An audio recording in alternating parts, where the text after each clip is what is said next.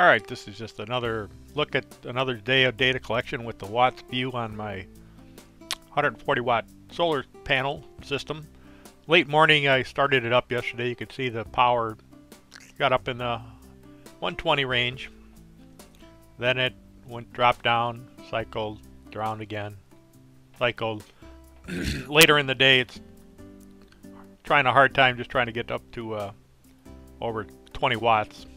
Then you can see on the voltage here, which is the MPPT function on the grid tie inverter, how it was toggling between a couple different voltage levels, and then as the power was coming down, sun energy coming down, it would tend to fatten out that whole profile of sampling of the voltage as the current fell off through the end of the day. So let's take a closer look at the this is this front end section here. This top section here, 100 to 120 watts. I plotted, just kind of blew that out, put it on a log scale so we can get kind of a closer look at what's going on with the current.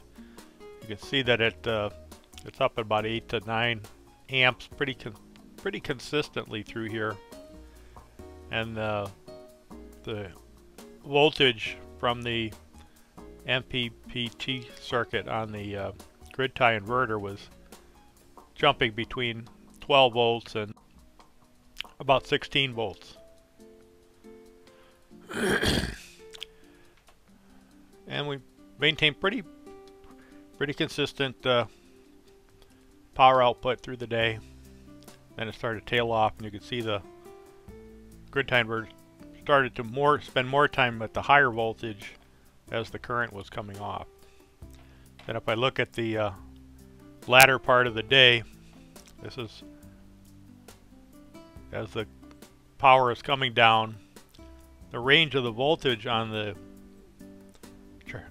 grid tie inverter was jumping between, say, 12 and 20, and then even below 10 for parts of the time there, trying to maximize the power output.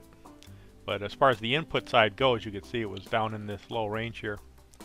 Now, one thing I'm going to do in the next couple tests, I'm going to run a similar thing but using a Power Jack 300 instead of the SUN-250. See if how that looks. See if those profiles look any different. Then I'll also connect it up to just a resistive load instead of using the grid tie inverter, just so I can get a true volt amp profile for the solar panels themselves. And if I'm here, I'll try to actually switch between the three different configurations under the same sun condition, so we can get some good feedback from that. So stay tuned.